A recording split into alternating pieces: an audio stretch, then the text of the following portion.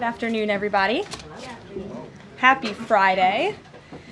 As you all know, the President is currently undergoing his routine and long-scheduled physical at Walter Reed Medical Center, and we will have a readout from the White House physician.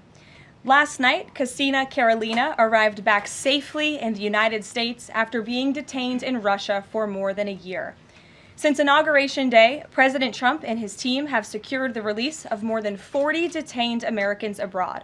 This is more than half of the number of Americans released by Joe Biden in 4 years, and President Trump has brought these Americans home in 80 days. This administration will continue to work hard to bring Americans home from around the world. As I've said before, and I will say it again today, everybody in this room has access to the most transparent and accessible president in American history. The cabinet meeting yesterday was further proof. President Trump asked each secretary to provide an update to all of you in the media on the critical work they are doing at their respective agencies to deliver on his agenda. And according to new reporting from the Washington Times, who I believe is in this room today, President Trump answered nearly 100 questions from the press, all of you, during his first 3 open press cabinet meetings this year. That's nearly 20 times the number answered by Joe Biden in cabinet meetings during his entire 4 years in office. In more excellent economic news that was released yesterday, the Consumer Price Index report showed inflation fell to 2.4% in March, smashing expectations for the second straight month in a row. This marked the first drop in consumer prices dating all the way back to the COVID pandemic. Prescription drug prices saw the largest monthly decline on record. Prices for airfare, used vehicles, and car insurance all decreased as well. And energy prices fell 2.4% in March, driven by plummeting gas prices around the country. Also yesterday, House Republicans answered President Trump's call to move forward the budget resolution and officially set the stage for the passage of one big, beautiful bill. The American economy will boom after this bill is passed and the rest of the president's pro-growth agenda goes into effect. The largest tax cuts and deregulation in history, coupled with our energy industry unleashed and renegotiated trade agreements that put America first, are the ultimate formula to usher in the golden age of America. On that note, more than 75 countries have now reached out to the Trump administration, eager to address the trade issues that have exploited America and hurt our workers in the process. The phones have been ringing off the hook to make deals, and these countries wisely heeded President Trump's warning not to retaliate, and as a result, they were rewarded with a 90-day pause and substantially lower reciprocal tariff rates during this period so potential solutions can be achieved. Past presidents just willingly accepted the failed status quo on trade that ripped off our workers and our companies. But that's not who this president is. He creates his own leverage and negotiates deals better than anyone else who has sat in the Oval Office before him. And that process is currently underway. On another matter, the deadline for registration under the Alien Registration Act is today. All foreign nationals present in the United States longer than 30 days must register with the federal government. Failure to comply with this is a crime, punishable by fines, imprisonment, or both. As President Trump and Secretary Noem have both said, if you register and you leave now, you choose to self-deport. You may have the opportunity to return later legally. But if not, you will be arrested, fined, deported, never to return to our country again. The Trump administration will continue to enforce our nation's immigration laws.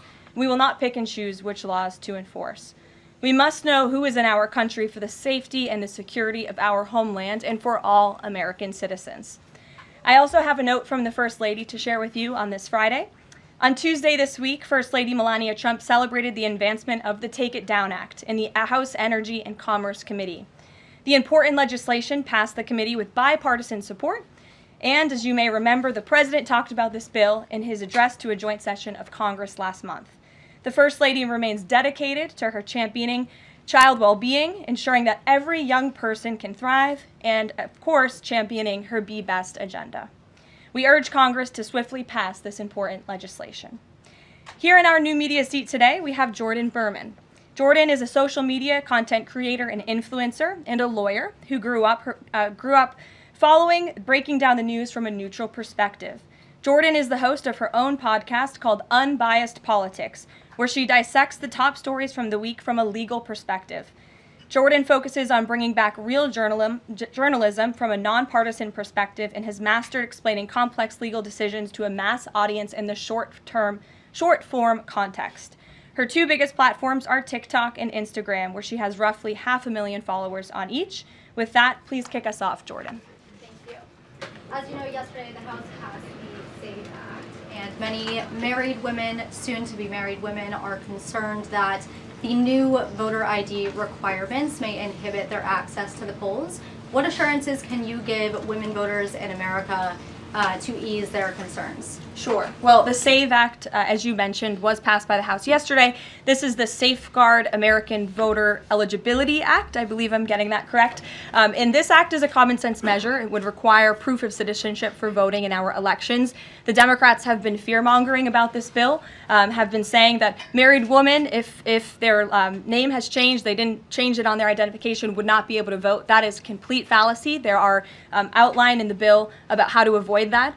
The president very much supports a common sense solution to ensuring that only citizens can engage in our elections. This is critical to improving the integrity of our elections and also the trust that American citizens need to have in our electoral process. So the president supports this bill, and that is a myth that has been proven wrong by the text of this bill, and I believe some of the co-sponsors of the bill have been very vocal in addressing that, and certainly I myself as a married woman would not stand before this podium if the president did not support such a common sense measure.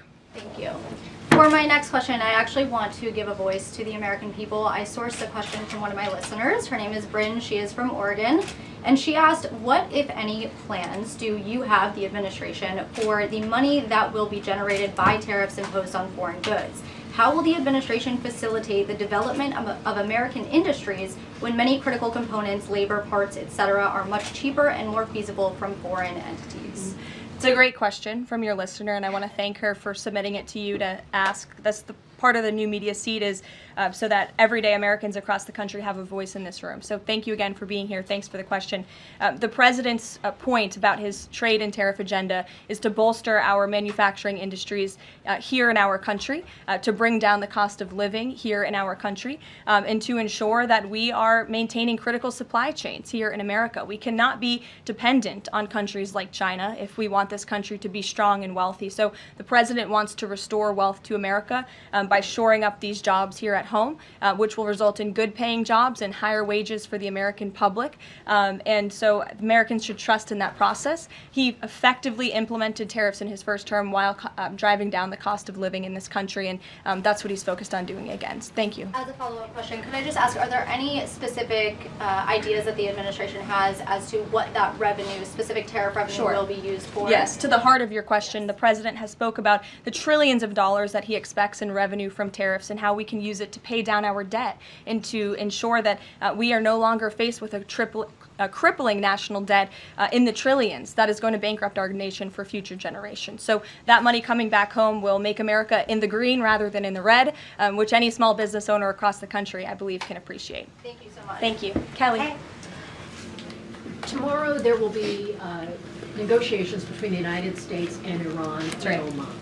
What are the president's chief goals for that, and is he satisfied with how Iran is responding to this? They don't want direct face-to-face negotiations, instead sort of old-school shuttle diplomacy where they're in separate rooms and messages are passed back and forth. So is the president comfortable with the arrangement there, and what is the chief objective? Well, I have spoken to both the president and also his national security team who will be engaged in these discussions. These will be direct talks with the Iranians, and I want to make that very clear.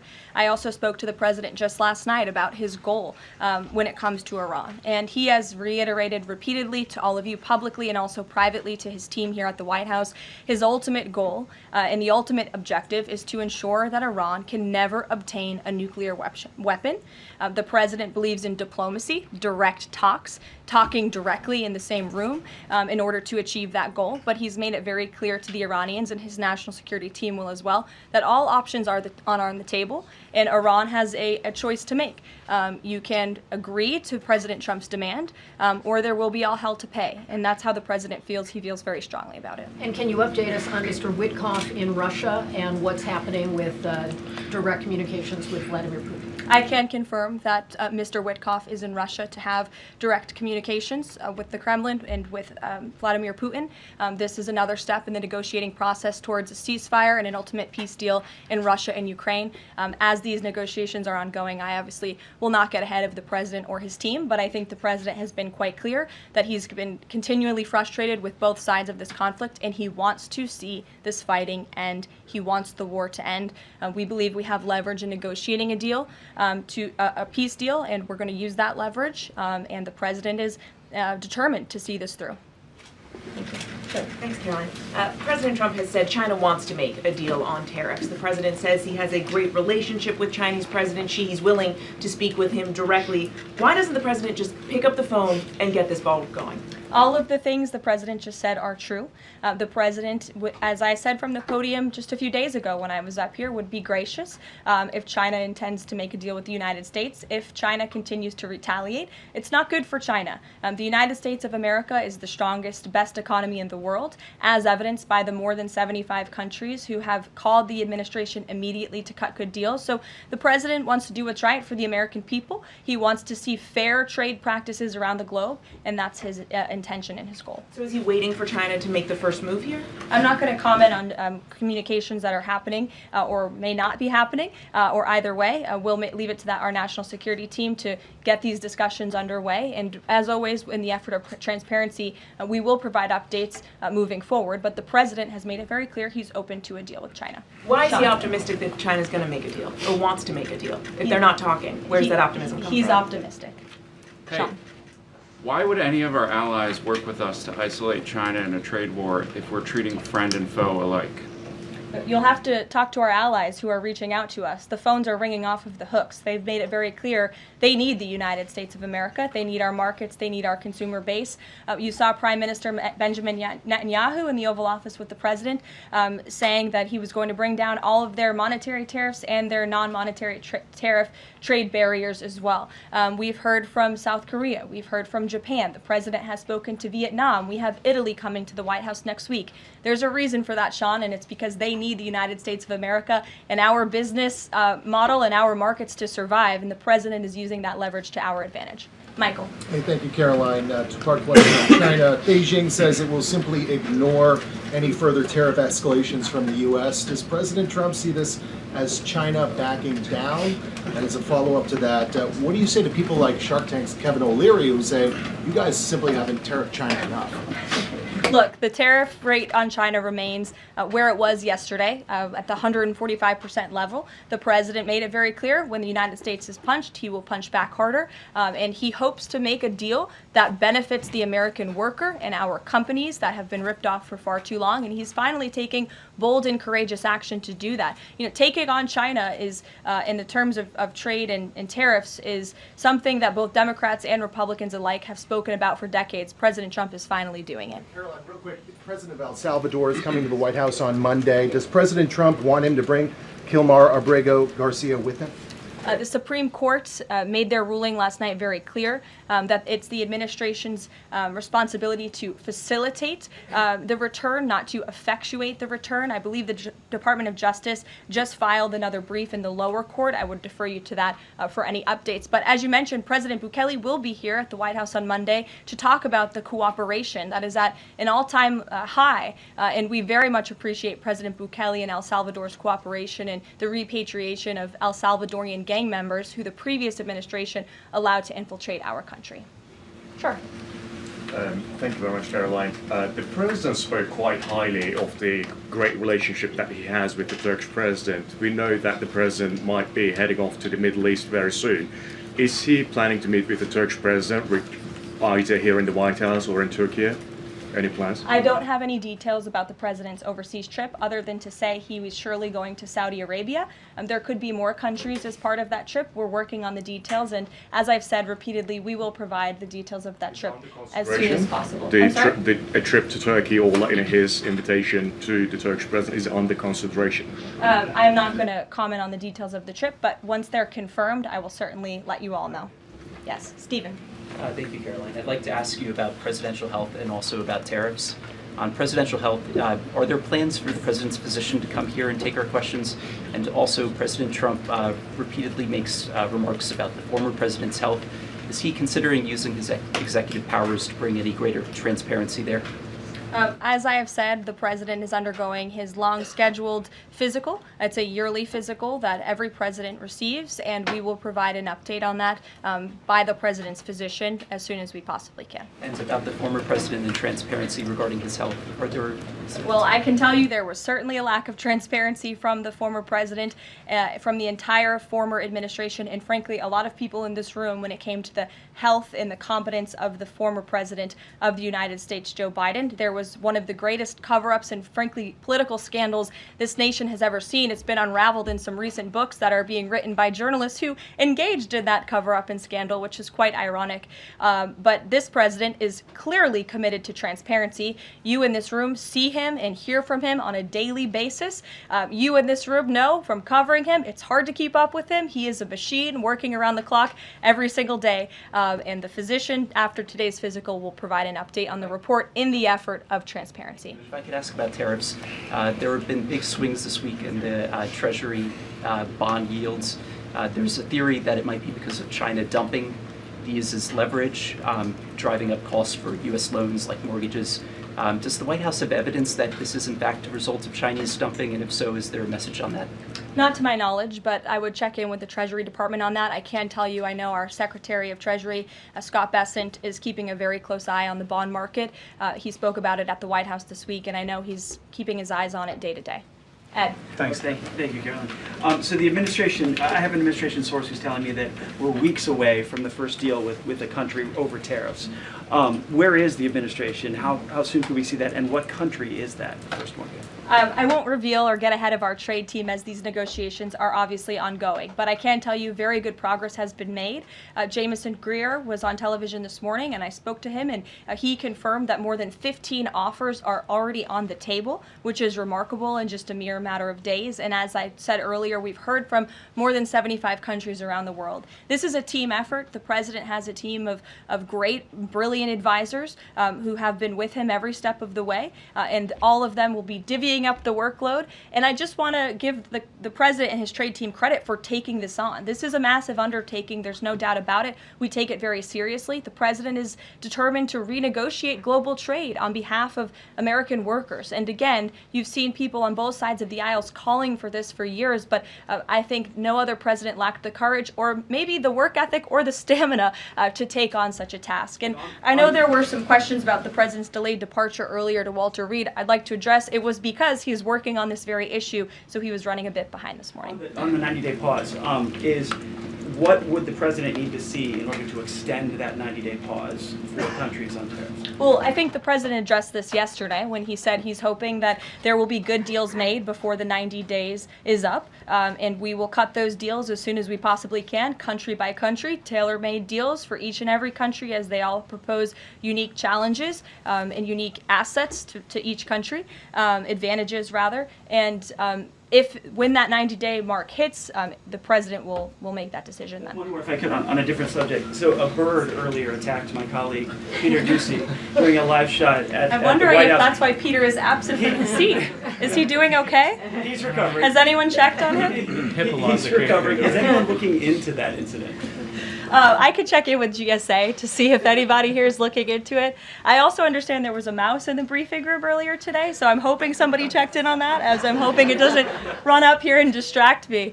That would be a good way for all of you to distract me, actually. Have a mouse come run up here. So I'll get an answer for you on that, out of respect for our good friend Peter. Jeff. Why is American consumer confidence so low? Look, I think there's a great optimism in this economy, great optimism for the American people, a lot of reason for people to feel optimistic. The president is, as I just said, trying to renegotiate the global trade agenda that has ripped off the American people for far too long. As he said, this is going to be a period of transition. He wants consumers to trust in him, and they should trust in him. Look at what he did in his first term. And I just want to reiterate all of the reasons to be confident since you asked, Jeff. For those watching at home, yesterday the CPI report, inflation declined massively. Consumer prices are dropping for the first time in years. Energy prices are down. In fact, oil prices are down 20% since this president took office. Wholesale prices fell again. There have been trillions of dollars in investments into this country. Every day the president is signing executive orders to cut regulation, especially when it comes to Environmental Protection Agency, our energy industry. That's going to unleash the economic boom in this country that we saw in the president's first term. So trust in President Trump. He knows what he's doing. This is a proven economic formula. What is he asking of Americans at this time? He talked about transition costs, transition problems. Is he asking something specific for Americans to do? No, I think the president is asking for Americans trust in Trump, as I just said, trust in his economic agenda and formula. It's a proven formula that works. And by the way, clearly American people do in fact trust him because they did just overwhelmingly elect him to this office. Jennifer.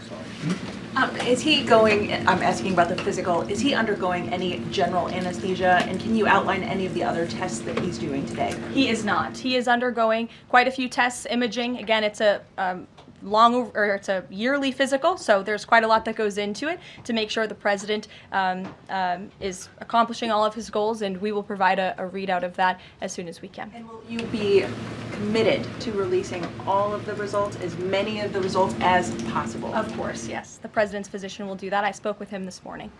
Karoline, sure. Will you guys also consider releasing the president's fitness plan? He actually looks healthier than ever before. Healthier than he did 8 years ago, and I'm sure everybody in this room could agree. Is he working out with Bobby Kennedy? And is he eating less McDonald's? I can confirm the president is in very good shape, as you see, on a near daily basis here. And in that vein, thank God it's Friday. It's been a very long and busy week here at the White House. We will see you all on Monday, and we will release the results of that report as soon as we can. Have a great weekend, everybody. Thank you. Have a great week. Great.